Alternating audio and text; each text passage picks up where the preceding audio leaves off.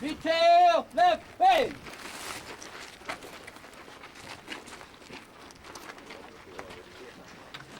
Detail parade rest.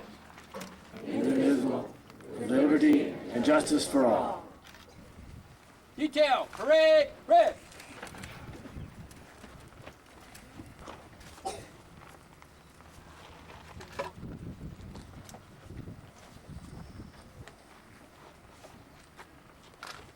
Detail, stand hut. Detail, right face. Column left.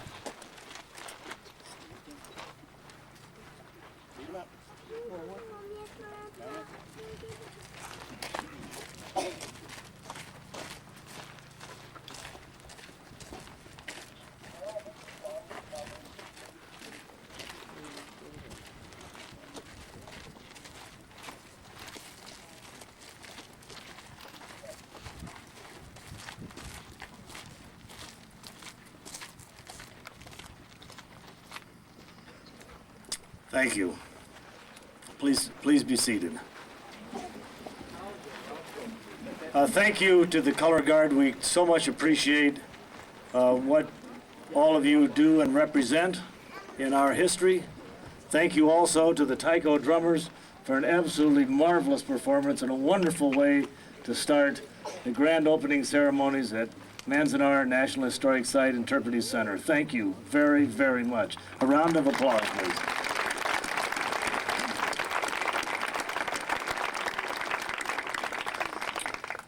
What a beautiful day this is, isn't it, for all of us to come together here at Manzanar. It's kind of hard to think about what it must have been like when the wind was blowing and the sand was as high as all of us when we're standing up, when it was cold. But here we are to celebrate. My name is John Reynolds. I'm a senior fellow with the National Park Foundation and retired from a career in the National Park Service. My last assignment was as the regional director here in the Pacific West region. My wife, Bobby, down here is here with me today. Introduce John Jarvis, who is now the regional director of the National Park Service for the Pacific West region, a man I respect very, very deeply and a good friend. John, thank you. Next, I'd like to introduce a person which many, many of you all know already, and that's Frank Hayes. Frank is the superintendent of Manzanar National Historic Site. He oversees the operations here of the 813-acre site that preserves and interprets the cultural and natural resources associated with the internment of Japanese Americans.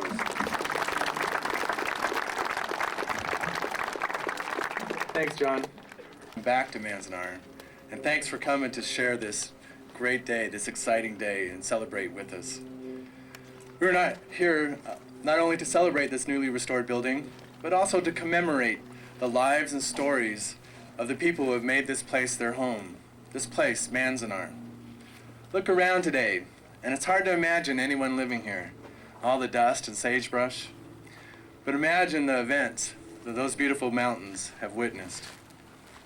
The mountains watched over generation after generation of Owens Valley Paiute, who thrived along Shepherd Creek and other snow-fed Sierra streams.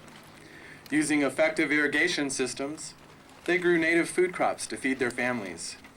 They hunted the game that lives in the hills, gathered nuts, made baskets and pottery from the abundant resources at hand here in the land.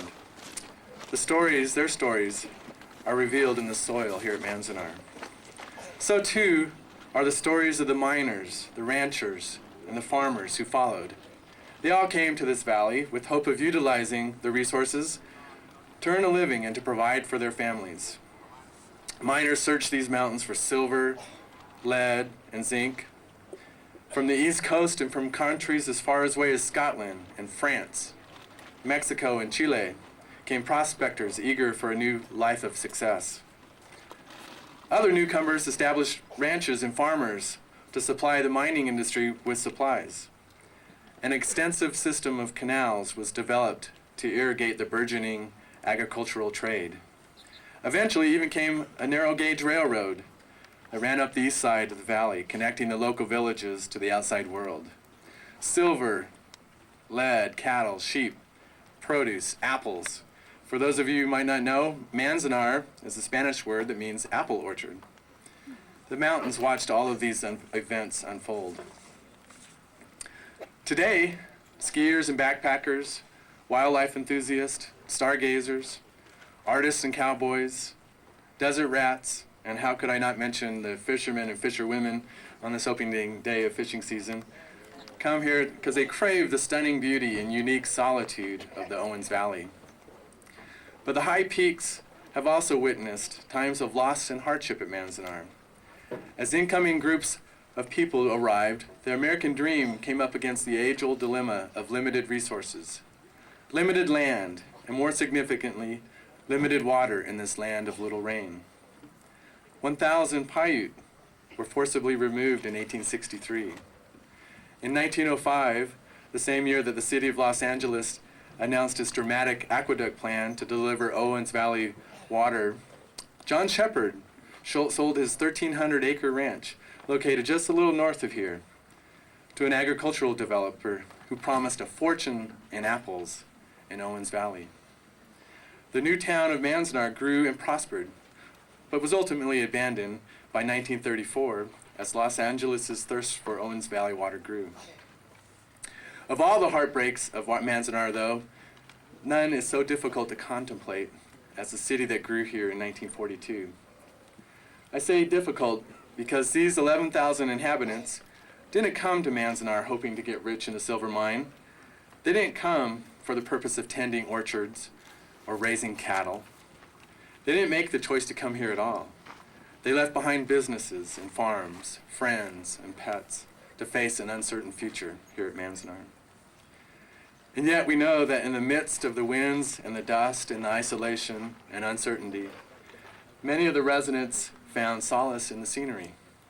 How many have gazed at the immense field of stars, the way Hukoji Takeuchi describes in our introductory film that's shown in the visitor center. He looked up the first night he was here, looked up to the holes in the ceiling of the barracks and said, "It was so beautiful looking at the stars."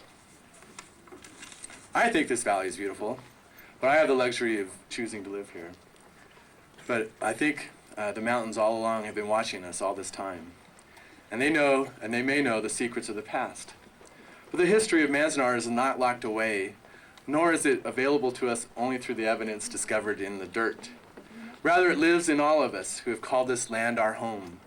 The communities that existed here may have moved up the road, or into the next county, or even into another state. But people come back. Look at y'all are here. The stories live on. And if we take a big step back and imagine the perspective of the mountains, we could see that the stories of Manzanar, the struggle to survive in a stunning yet challenging landscape, the battles over limited resources, the prejudice against diverse groups of people, the loss, the heartbreak, and ultimately the hope, are the stories of the West, the stories of our nation, the stories of our collective mythology. It is an honor and privilege for me, for the staff here at Manzanar, and for the National Park Service to preserve Manzanar and tell its stories, your stories, our stories. We remember the layers of history and we commemorate the living legacy here at Manzanar. Thank you. Enjoy the day.